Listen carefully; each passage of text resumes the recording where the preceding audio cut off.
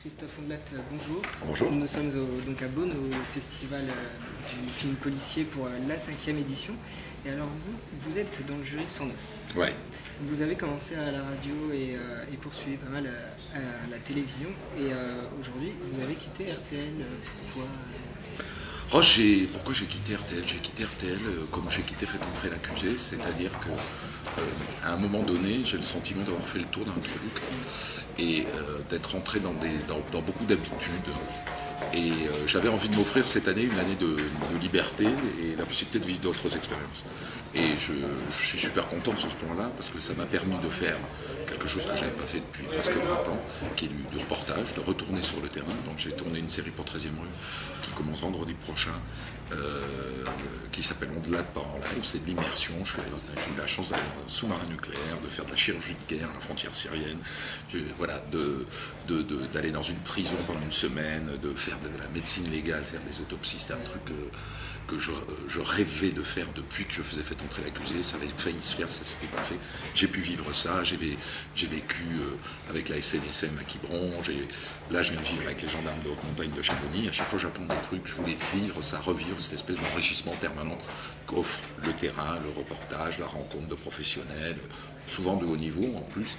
Voilà. Donc je sors de cette année beaucoup plus riche que je n'y étais entré, pas beaucoup plus riche financièrement, évidemment, mais beaucoup plus riche intellectuellement et sur le plan émotionnel, ce qui était mon objectif. À côté, j'ai pu enfin me lancer sur le web, parce que je sais que c'est là que ça se passe maintenant, et donc je voulais faire quelque chose sur le web, pas symboliquement, le faire sérieusement. Je fais sur Yahoo une émission par semaine qui cartonne, qui est le résultat était totalement inespéré par Yahoo, même en sont surpris. Donc je poursuivrai ça. Je poursuivrai sur le net. Je crois que c'est un média très intéressant à travailler. Et puis j'ai pu me lancer dans ce débat société sur numéro 23. Donc il y a une chaîne que vous ne recevez pas ici, sauf sur les box quand même. Hein, on reçoit sur toutes les box. Mais voilà, là aussi c'est une super expérience. Créer une émission, créer un ton, un style, découvrir de nouveaux chroniqueurs, faire connaître des gens. Avoir une ligne, ne pas en bouger, puis avoir finalement une chaîne qui débute, donc qui nous laisse assez libre, ce qui est un privilège. Et alors justement, vous avez une carrière qui un peu de découverte, en fin de compte, vous touchez à tout. Et donc aujourd'hui, justement, numéro 23, qu'est-ce que vous pensez de ce passage à la TNT? Qu'est-ce qu'il pourrait apporter en plus ou pas pour... Alors en plus, je vous l'ai dit, la liberté, l'absence de pression d'audience. Hein, on va tourner je crois le 16e et 17e numéro là, la semaine prochaine. À ce jour, on ne connaît pas l'audience de notre émission. Voilà. Parce que pour l'instant, il n'y a pas de mesure d'audience. Donc on n'est pas soumis aux médiamétries. Vous ne pouvez pas vous imaginer, c'est la première fois que ça m'arrive à la télévision de faire la télévision sans être soumis à médiamétrie, au début.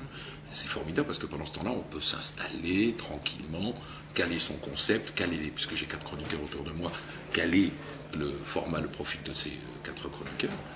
Et puis, caler la lumière, caler le décor, enfin tout ce que les autres font, mais devant les téléspectateurs qui ont vu par exemple l'émission de Bruce Toussaint entre le mois de septembre et le mois de décembre où elle s'arrête, l'émission elle change tout le temps. On change les chroniqueurs, on en vire, on en prend d'autres, on crée des séquences qui n'existaient pas, on fait bouger le décor, on fait bouger la lumière en fait. La vérité c'est qu'il faudrait faire 3-4 numéros à blanc d'une émission pour qu'elle soit vraiment calée quand elle sort. Là, on a pu les faire diffuser, mais comme pas grand monde les regardait, on les a fait tranquillement, sans pression. Après, l'inconvénient de ce genre de chaîne, c'est qu'on a beaucoup moins de moyens que dans les grandes chaînes.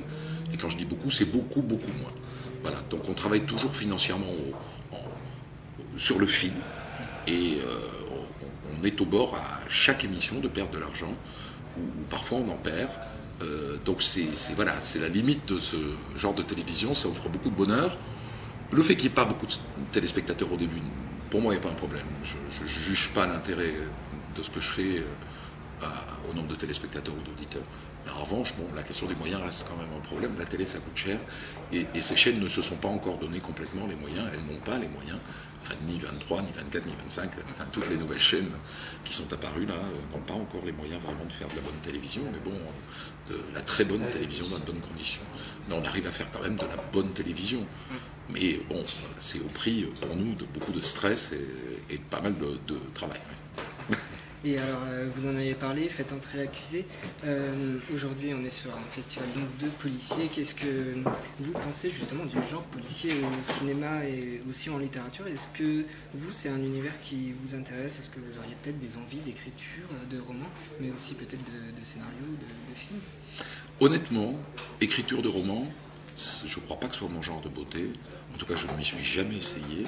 Alors je pense que je pourrais avoir les idées, les mécaniques. Mais enfin, l'écriture, ça reste un problème d'écriture. Et comme je ne suis jamais passé par l'écrit, que j'ai toujours écrit pour l'oral, depuis que j'ai sans doute votre âge. Donc moi, voilà, j'écrivais pour l'oral. Je n'écrivais pas pour l'écrit. Donc je pense que je ne sais pas écrire. Alors des gens me disent, mais non, c'est pas vrai. Quand tu te mets à écrire, tu as une plume. Bon, il faudrait que j'ai plus confiance en moi pour me lancer dans cette aventure. Écriture de scénario, j'ai déjà travaillé dessus. Le problème du cinéma et du scénario de télévision, parce que j'ai essentiellement travaillé sur des téléfilms. Le problème, c'est qu'il faut en faire 20 pour qu'il en sorte un. Voilà. Alors pour l'instant, j'en ai fait 3-4, j'en suis pas encore à 20. Mais c'est fatigant ça. Parce qu'on se retrouve, on fait des réunions à plusieurs, on cogite sur le scénario, on commence à écrire une Bible, on fait passer la Bible à la prochaine, qui disent « Ah oui, ça nous intéresse, continuer ».